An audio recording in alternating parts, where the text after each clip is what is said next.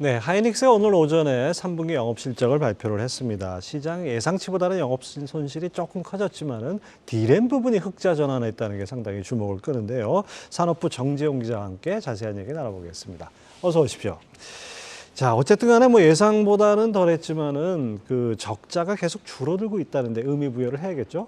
그렇습니다. 이번에 SK하이닉스 3분기 실적을 보면은 이제 어쨌든 반도체 업황이 좀 개선되고 있는 게 눈에 확인됐다는 게 좀 중요한 포인트로 작용할 것 같습니다. 잠깐 실적을 좀 요약을 해보면요, 이제 매출이 한 9조 622억 원, 그리고 영업 손실이 1조 7,920억 원을 기록했습니다. 지난해 같은 기간보다 매출은 17.5% 감소했고, 적자는 지난해 4분기부터 연속 4개 분기 연속 적자가 계속 기록이 됐습니다.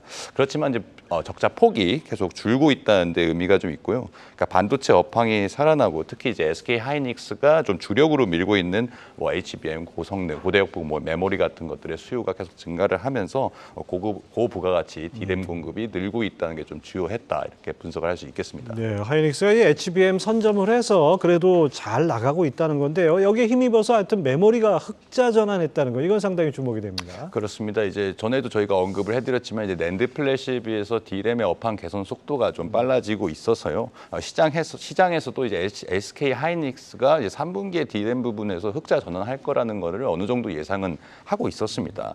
일반적으로 이제 구체적인 이렇게 실적 발표에서 구체적인 부문별 D램과 낸드 플래시의 뭐 영업이익이 얼마 나왔다 이런 식으로 밝히고 있지는 않은데 SK 하이닉스는 오늘 이제 실적 발표 자료를 통해서 3분기 D램 부분이 흑자를 기록했다고 공식적으로 이제 밝히기도 했습니다. 인공지능 이제 고성능 서버용 D램의 판매가 늘면서 D램 출하량이 전분기가 2분기보다 한 20% 정도 늘었고 평균 판매 가격 ASP도 전분기보다 10% 정도 상승을 하면서 D램 부분에서 실적이 개선됐다는 그런 설명입니다.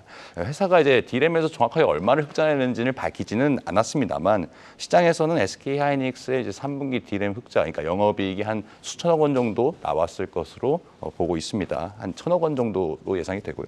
낸드 플래시도 판매량이 늘었지만 D램에 비해서는 시황 개선 속도가 좀 느리기 때문에 올해 4분기까지는 낸드 플래시는 적자를 계속 이어갈 것으로 분석이 됩니다.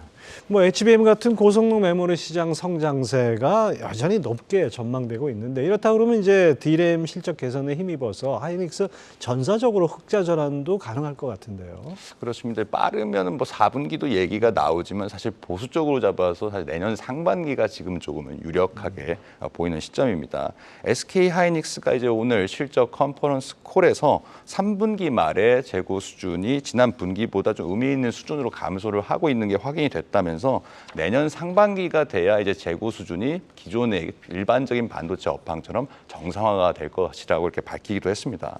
반도체 업황의 전반적인 개선이 그러니까 내년 상반기에 이루어진다라는 뜻으로 해석을 할 수 있겠고요. 그렇지만 이제 HBM의 시장의 성장세가 가파르기 때문에 올해 4분기 D램 수익 개선이 더 커질 가능성은 여전히 있습니다. SK하이닉스가 오늘 발표한 거에 따르면 이제 앞으로 5년간 연평균 성장률, 그러니까 HBM 시장의 수요 성장률이 최대 80%까지 이를 것이라 좀 내다봤습니다. 이에 따라서 내년에 이제 HBM을 포함한 그래픽 D램 매출 비중이 10% 중후반대까지 오를 것이라는 그런 관측을 내놓기도 했습니다. 이에 따라서 좀 신한투자증권 같은 곳에서는 최근에 이제 D램 수요 개선에 힘입어서 SK하이닉스가 올해 4분기 한 1,700억 원 정도의 영업이익을 기록할 것이다. 그러니까 흑자로 전환을 하는 것이죠. 이런 좀 낙관적인 전망을 내놓기도 했습니다. 그리고 또 오늘 실적 컨퍼런스콜에서 한 가지 더 중요한 특징이 있다면은 낸드 플래시 시장 점유율 각각 지금 2위와 4위인 키옥시아와 웨스턴 디지털 합병이 최근에 좀 이슈로 떠올랐고 뭐 니케이 같은 곳에서는 SK하이닉스가 여기 반대를 했다 뭐 이런 식으로 보도가 돼서 좀 이슈가 되기도 했는데 오늘 SK하이닉스가 이것에 대해서 명확하게 입장을 내놨습니다.